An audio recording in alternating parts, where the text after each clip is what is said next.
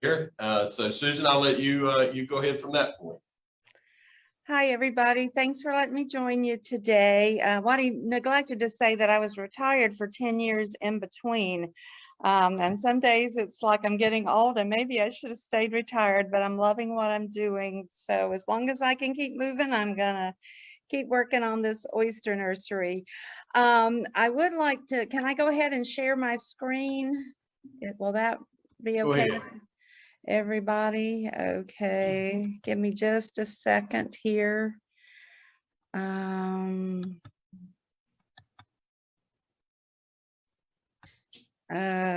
It didn't pull up exactly like I needed it to here.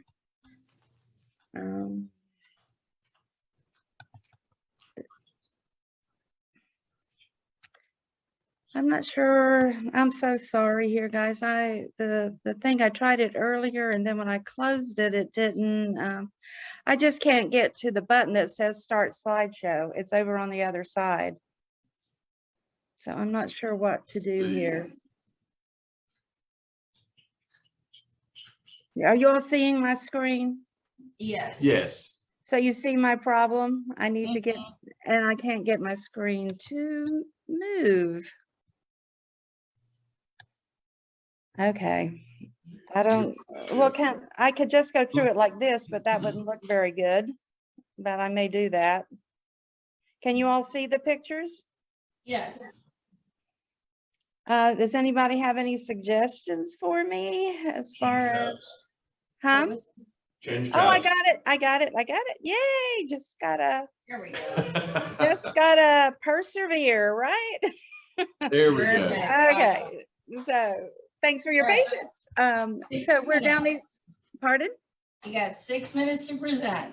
Okay. Downeast Mariculture Supply, it says we're a work in progress, and we really are, as you will see from this.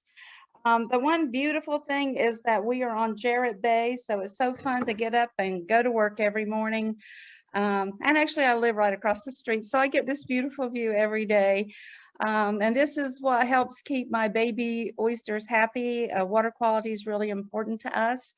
And so we do a lot of work with the Coastal Federation as well. The building we're in right now was built in 1939. I feel like you have to understand a little bit of the history to appreciate where we are today. This used to be a clam processing place and used to ship clams all over the world and really all over the country mainly. And after World War II, they got the exclusive contract for Heinz clam chowder or Campbell's clam chowder. So all the clam chowder and Campbell's seafood used to come from right here in Little Williston. And I thought y'all might appreciate the picture of these three sweet little ladies going to work to shuck clams with their aprons and their sweaters and their little bonnets on. So I grew up here, and so this building was really important to me. Over the years, it fell into disrepair and was condemned and was going to be torn down. When I was living in Louisville, I bought it in 2015. Had no clue what I was going to do with it. This is kind of what it looked like when we bought it, only worse because this is actually after some cleaning. It's an 8,000 square foot building. But we decided, I went to a CMAST meeting in Moorhead, NC State Center for Marine Science, and a group of presenters that night it was open to the public, and somebody said, we need somebody to grow oyster seed for our farmers in North Carolina. So I thought, oh shoot, I can do that. And so it began, we left for a couple of years to work with our church and came back. Moved down here, retired down here near my family, and started work on this building. And what we try to do is reproduce in our building what nature does out in the bays and in the estuaries. And basically, I know he said not to get too technical, so I'm not going to get too technical, but this is the life cycle of an oyster that we try to reproduce. Egg and sperm, then they get fertilized, grow for a couple of weeks, and then I don't know if you all can see that little foot. I can't see it because I'm seeing a picture of you all, but if you can see that oyster with a little foot sticking out, that is actually a larvae. It's not really an oyster yet. It's looking for a place to settle down. And so what it does is that little thing secretes glue and it sticks to shell. And they love to stick to oyster shell in the wild. And we actually stick them to oyster shell, baby ground up oyster shell in our facility.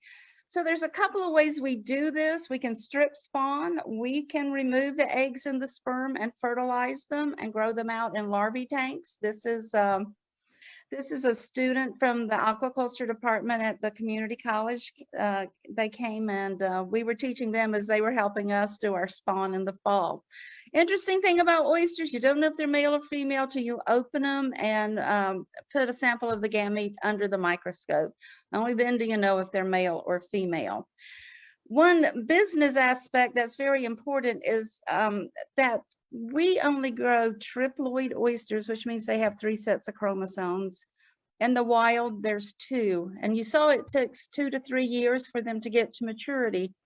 With triploids, they're ready for market in 9 to 13 months. And we can talk more about that later if anybody's interested in learning more about that.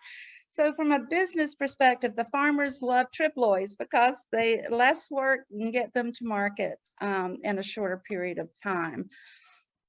So we can make our larvae ourselves, or we can buy larvae, which we do from Virginia a lot. Anybody want to guess? This is a coffee filter with larvae on it, and this is Henry's. That's a particular strain that the Virginia Institute of Marine Science has developed. Anybody want to guess how many larvae is on that coffee filter? Couple mil? Pardon? Couple million? 6 minutes. 6 million. Somebody sees the 6M at the top, right? By Henry. Cheaters. Cheaters, no. So it's 6 million larvae in that little ball. And what we do when we get them in, they are treated very gingerly because these are living animals that we acclimate them to our water system. And then we set them in these setting tanks. So we have ground up oyster shell, really fine, like 250 microns, that covers each one of these little silos that's setting in the tank. And we feed them twice a day. We drain them down every 72 hours. This is 1 micron filtered seawater, so very purified seawater. And so we just baby these babies for 8 to 10 days and then go out to our grow out area. Okay, they go out to our grow out area where we grow them out. At any one time, we can have anywhere from 2 to 4 million larvae, not larvae, but seed growing. And these are some examples of baby oysters. And then when they get to be the size the farmers want, we bag them up and ship them out. And no, we don't ship them out really. They come pick them up. And we service oyster farmers from, as you know, Cape Hatteras down to Stump Sound and everything in between. So I think my 6 minutes are up. So that's basically our business. Awesome. Thank you. Susan, do you have an ask for the community? Well, you know, for us, it's restoring this building, everything. It's really been a major expense. Like I said, we were retired, so we're using retirement money to fund all of this. And I just got to, so it's been a lot more than I expected. So anytime any of you might come across any used aquaculture equipment, if you would call me. I love buying stuff that other people just want to throw away because we can usually find a way to use it. Everything from tanks. Right now I'm looking for flupsies, which are floating upwellers that I can put out in the water by my dock because I have to be able to get bigger seed grown faster. Anytime you see any aquaculture stuff that somebody's throwing away, or if you're on some government website, let me know about it because more than likely we can find a use for it. The other thing is it seems like there's lots of grant money out there, but it seems like whenever I start down a path, I end up with, oh, but you're not a government agency or you're not a nonprofit. North Carolina legislature is putting so much money into growing the oyster industry. If any of you can help me figure out of grants that might be out there or anything, anything that might help us grow our business, because it's a growing industry and we just need to scale up even more. We scaled up more this year. We need to scale up even more. So those are just a couple of things that are my biggest needs right now.